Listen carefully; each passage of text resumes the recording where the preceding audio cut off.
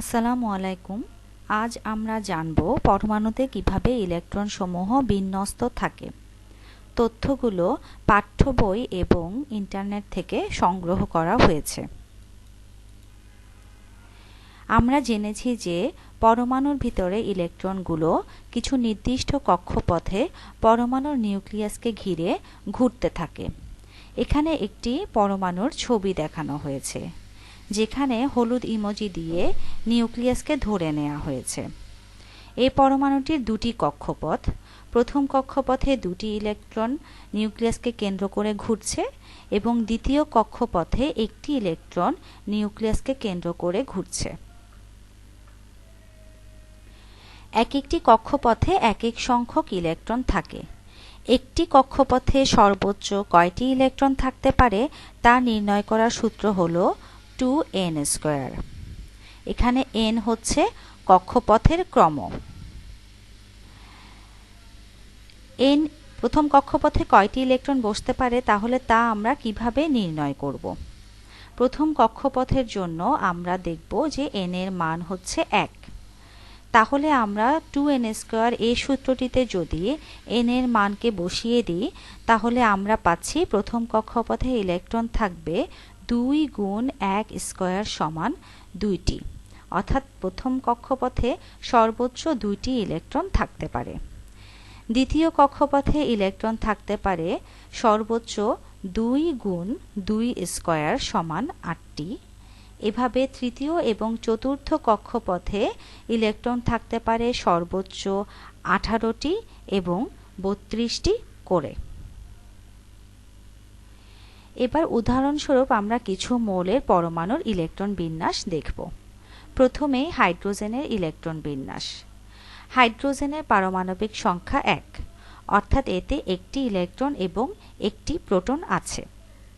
আমরা জানি প্রথম কক্ষপথে ইলেকট্রন বসতে পারে সর্বোচ্চ 2টি। যেহেতু হাইড্রোজেনের শুধুমাত্র একটি ইলেকট্রন আছে, তাহলে আমরা হাইড্রোজেনের একটি কক্ষপথে এই একটি ইলেকট্রনকে খুব সহজেই বসিয়ে দিতে পারব এবং এভাবে আমরা হাইড্রোজেনের নিউক্লিয়াসেও একটি প্রোটনকে বসিয়ে দিব। হিলিয়ামের ইলেকট্রন বিন্যাস। হিলিয়ামের পারমাণবিক সংখ্যা 2, অর্থাৎ এতে 2টি ইলেকট্রন এবং 2টি প্রোটন আছে। আমরা জানি প্রথম কক্ষপথে ইলেকট্রন বসতে পারে সর্বোচ্চ 2টি। তাহলে হিলিয়ামের এই 2টি ইলেকট্রনকে আমরা একটি কক্ষপথে খুব সহজেই বসিয়ে দিতে পারলাম এবং এর নিউক্লিয়াসেও আমরা 2টি প্রোটন এবং 2টি নিউট্রনকে বসিয়ে দিব। সবুজ P দিয়ে বোঝাচ্ছে 2টি প্রোটন এবং লাল N দিয়ে বোঝাচ্ছে 2টি নিউট্রন। লিথিয়ামের ইলেকট্রন বিন্যাস। লিথিয়ামের পারমাণবিক সংখ্যা 3, অর্থাৎ এতে 3টি ইলেকট্রন এবং 3টি প্রোটন আছে। যেহেতু প্রথম কক্ষপথে 2টি ইলেকট্রন বসতে পারে, তাই আমরা লিথিয়ামের প্রথম কক্ষপথে এই 2টি ইলেকট্রনকে বসিয়ে দিলাম। এবার লিথিয়ামের ইলেকট্রন বাকি আছে একটি। আমরা তাই একটি ইলেকট্রনকে বসাতে হলে আমাদেরকে দ্বিতীয় কক্ষপথের সাহায্য নিতে হবে। আমরা জানি দ্বিতীয় কক্ষপথে ইলেকট্রন বসতে পারে সর্বোচ্চ 8টি। তাহলে আমরা লিথিয়ামের এই একটি ইলেকট্রনকে খুব সহজে দ্বিতীয় কক্ষপথে বসিয়ে দিতে পারছি। অক্সিজেনের ইলেকট্রন বিন্যাস। অক্সিজেনের পারমাণবিক সংখ্যা 8, অর্থাৎ এতে 8টি ইলেকট্রন এবং 8টি প্রোটন বসবে। যেহেতু প্রথম কক্ষপথে ইলেকট্রন বসতে পারে সর্বোচ্চ 2টি, তাহলে আমরা অক্সিজেনের 2টি ইলেকট্রনকে প্রথম কক্ষপথে বসিয়ে দিলাম। এবার অক্সিজেনের ইলেকট্রন বাকি রয়ে গেছে 6টি। এই 6টি ইলেকট্রনকে বসানোর জন্য আমাদেরকে দ্বিতীয় কক্ষপথে যেতে হবে। যেহেতু দ্বিতীয় কক্ষপথে বসতে পারে সর্বোচ্চ 8টি ইলেকট্রন আর অক্সিজেনের বাকি আছে 6টি ইলেকট্রন, তাহলে আমরা এই 6টি ইলেকট্রনকে খুব সহজেই দ্বিতীয় কক্ষপথে বসিয়ে দিতে পারব। সোডিয়ামের ইলেকট্রন বিন্যাস। সোডিয়ামের পারমাণবিক সংখ্যা 11, অর্থাৎ এতে ইলেকট্রন আছে 11টি এবং প্রোটনও আছে 11টি। প্রথম কক্ষপথে বসতে পারে 2টি ইলেকট্রন, তাহলে প্রথম কক্ষপথে আমরা 2টি ইলেকট্রনকে বসিয়ে দিলাম। এবার ইলেকট্রন বাকি আছে 9টি। এই 9টির মধ্যে বসানোর জন্য আমরা প্রথমে যাব দ্বিতীয় কক্ষপথে। দ্বিতীয় কক্ষপথে ইলেকট্রন বসতে পারে সর্বোচ্চ 8টি। তাহলে আমরা 8টি ইলেকট্রনকে দ্বিতীয় কক্ষপথে বসিয়ে দিলাম। আমাদের ইলেকট্রন বাকি থেকে গেল আরও একটি। এখন এই একটি ইলেকট্রনকে বসানোর জন্য আমাদেরকে যেতে হবে তাহলে তৃতীয় কক্ষপথে। আমরা জানি তৃতীয় কক্ষপথে ইলেকট্রন বসতে পারে সর্বোচ্চ 18টি। তাহলে সোডিয়ামের বাকি আছে একটি ইলেকট্রন এবং এই একটি ইলেকট্রনকে আমরা খুব সহজেই এখন তৃতীয় কক্ষপথে বসিয়ে দিতে পারবো। এভাবে আমরা পরমাণুতে ইলেকট্রন বিন্যাস করতে পারবো।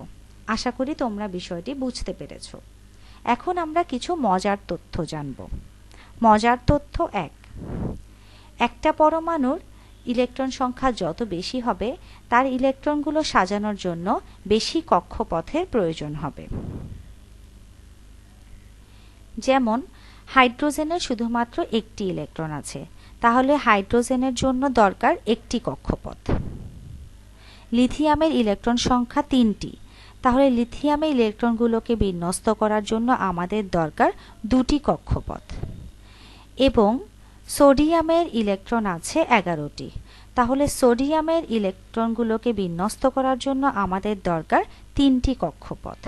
এভাবে একটা পরমাণুর ইলেকট্রন সংখ্যা যত বেশি হয় তার ইলেকট্রনগুলো সাজানোর জন্য তত বেশি কক্ষপথের প্রয়োজন হয়। মজার তথ্য 2, একটা পরমাণুর ইলেকট্রন সংখ্যা যত বেশি তার আকার তত বড়।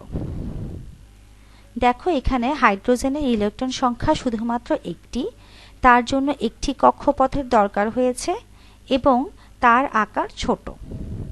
লিথিয়ামের ইলেকট্রন সংখ্যা 3টি, তার জন্য 2টি কক্ষপথের প্রয়োজন হয়েছে, তাই তার আকার হাইড্রোজেন পরমাণুর আকারের চাইতে আরেকটু বড়।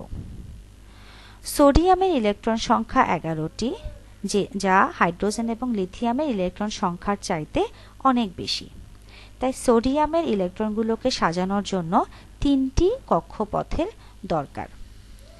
তাই সোডিয়ামের আকার হাইড্রোজেন এবং লিথিয়াম চাইতে আরও বেশি।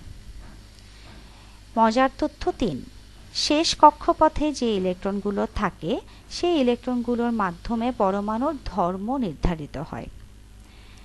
এখানে হাইড্রোজেন পরমাণুর শেষ কক্ষপথে আছে একটি ইলেকট্রন, লিথিয়ামের শেষ কক্ষপথে আছে একটি ইলেকট্রন এবং সোডিয়ামেরও শেষ কক্ষপথে আছে একটি ইলেকট্রন। এভাবে বিভিন্ন পরমাণুর শেষ কক্ষপথে 1টি, 2টি, 3টি বা 4টি করে বিভিন্ন সংখ্যক ইলেকট্রন থাকতে পারে এবং এই শেষ কক্ষপথের ইলেকট্রনের সংখ্যার উপরই নির্ভর করে এই পরমাণুটা কি ধাতু নাকি অধাতু নাকি অর্ধপরিবাহী। তাই বলা হচ্ছে শেষ কক্ষপথে যে ইলেকট্রনগুলো থাকে সেই ইলেকট্রনগুলোর মাধ্যমে পরমাণুর ধর্ম নির্ধারিত হয়। আজ তাহলে এ পর্যন্তই। ধন্যবাদ।